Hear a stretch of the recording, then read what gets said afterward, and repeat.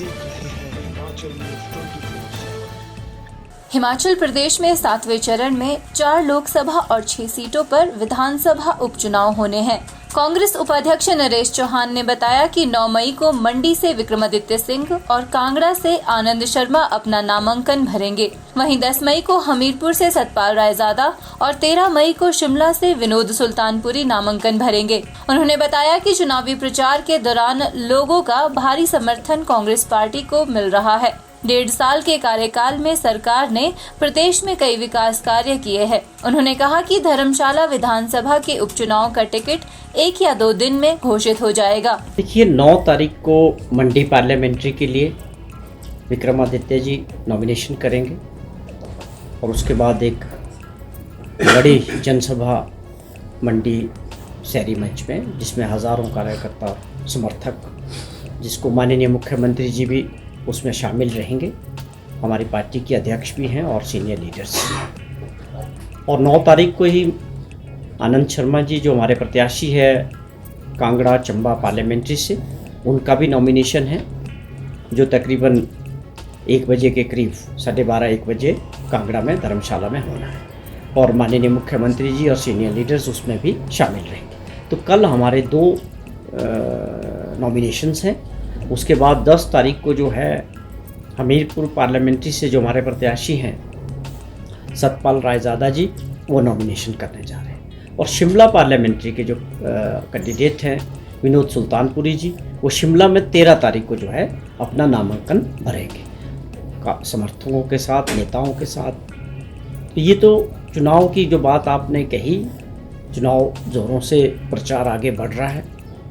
मुख्यमंत्री जी खुद दौरा कर रहे हैं, दिन में 2 से 3 मीटिंग्स कर रहे हैं और इन मीटिंगों में जो जन समर्थन लोगों का मिल रहा है, जिस तरह से लोग उमड़ रहे हैं, तकरीबन 10 से 12 मीटिंग्स अभी तक जो हुई है, सब में लोगों का समर्थन मिल रहा है। मुझे लगता है स्वाभाविक तौर पे 15 महीने की जो सरकार रही हमारी, और जिस प्रकार हमारी सरकार ने अपने कामों को आगे बढ़ाया और जो वादे किए थे, या आपदा के दौरान जिस तरह का मुख्यमंत्री जी का और उनकी टीम का काम रहा, मुझे लगता है कि लोग अभी जो 3.5 साल का और कार्यकाल हमारी सरकार का, लोगों के आशीर्वाद से ये सरकार बनी थी, तो उन 3.5 साल में भी प्रदेश के लोगों के काम हैं, चाहे गांव में हैं, चाहे किसी भी वर्ग के हैं, वो हमारी सरकार ने और माननीय मुख्यमंत्री जी ने करना है।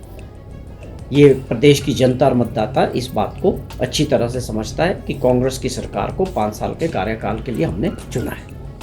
नरेश चौहान ने भाजपा पर निशाना साधते हुए कहा कि भाजपा चुनावी प्रचार में दुष्प्रचार फैला रही है और जनता के सामने गलत आंकड़े पेश कर रही है। भाजपा नेत्री रश्मिधर सूद ने कहा कि हिमाचल में महिलाओं को मुफ्त में 1500 रुपए नहीं मिलने चाहिए, जिसे लेकर कांग्रेस के उपाध्यक्ष नरेश चौहान ने पलटवार करते हुए कहा कि भाजपा के लोग महिला विरोधी है। उन्होंने ओपीएस के मुद्दे पर भी भाजपा से अपनी स्थिति स्पष्ट करने को कहा।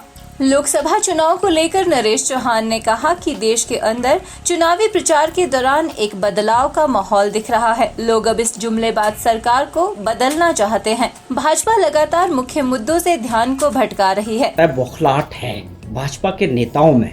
हम बार बार पूछ रहे हैं कि आप इसका विरोध क्यों कर रहे हैं, आपको क्या शंकाएं हैं इसमें। जब सरकार ने कोई घोषणा कर दी, उसकी नोटिफिकेशन कर दी और एक जिला में वो मिलना शुरू हो गया, और मुख्यमंत्री जी और सरकार ने सुनिश्चित कर दिया कि अप्रैल के बाद, कोड ऑफ कंडक्ट के बाद, जो भी इसमें फॉल करेंगे उनको ये पैसा मिलेगा। आप इसका विरोध क्यों करना चाहते हैं? आपके पास मुद्दे नहीं हैं। हमने जो गारंटियाँ 5 साल के लिए लोगों ने हमको मौका दिया था, हमारी सरकार ने 1 साल के अंदर 5 गारंटियों पे काम किया। इससे स्वाभाविक तौर पे भाजपा जो है यहाँ बैकफुट पे है, बौखलाहट में है। और भाजपा का खास तौर पे जो 1.5 साल का विपक्ष में जो कार्यकाल रहा और आपदा के दौरान जिस तरह से हिमाचल भाजपा पूरी तरह से प्रदेश के लोगों के हित को साथ खड़े होने में फेल हुई है। चाहे वो हमारा जितना नुकसान हुआ, 10,000 करोड़ रुपए के नुकसान की भरपाई के लिए, वहाँ पर इन मुद्दों के बारे में प्रधानमंत्री जी से बात नहीं कर सके, पार्लियामेंट में इसको नहीं उठा सके। तो आपको इन चीज़ों के जवाब देने चाहिए। आप क्या पूछना चाहते हैं कांग्रेस से, आप बताएं। रश्मिधर सूद जी हो या जयराम जी हो, कि आप 1500 रुपये का विरोध क्यों कर रहे हैं? हमने कमिटमेंट की थी, ये हमारी, इस कमिटमेंट को हमारी सरकार ने पूरा किया है। तो इसमें घबराने की क्या बात है? आप वहीं भाजपा के वरिष्ठ नेता लालकृष्ण आडवाणी द्वारा राहुल गांधी के संबंध में दिए गए बयान, जिसमें राहुल गांधी को भारतीय राजनीति का नायक बताया है, जिसे लेकर नरेश चौहान ने कहा कि ये बात देश हित में है और वे लोकतंत्र का ध्यान रख रहे हैं। राहुल गांधी लोगों के हितों को उठाते हैं और ईमानदारी से देश सेवा करना चाहते हैं। अच्छी बात है, मैं समझता हूँ ये देश हित में जिस भी सीनियर लीडर के भाजपा ने ये बात कही है, मुझे बड़ी खुशी है। मैं समझता हूँ कि वो देश की चिंता है उनको, या वो लोकतंत्र की चिंता कर रहे हैं। राहुल गांधी जी ने हमेशा लोगों के हित की बात की है, हर वर्ग की बात को लेकर राहुल गांधी जी ने पूरे देश के अंदर पदयात्राएं की है। ये पूरा देश जानता है कि वो किस तरह के नेता है। वो सही मुद्दों पर और सच्चाई की राजनीति को आगे बढ़ाना चाहते हैं। पूरे देश के अंदर किसानों के लिए बात करते हैं, बेरोजगार युवा साथियों के लिए बात करते हैं और समाज के हर वर्ग के लिए बात करते हैं। अगर कोई खड़ा है इस तानाशाह सरकार के सामने लोगों के मुद्दों को लेके, तो वो केवल मात्र राहुल गांधी जी है, जो हिम्मत रखते हैं लोगों को मुद्दों को उठाने की।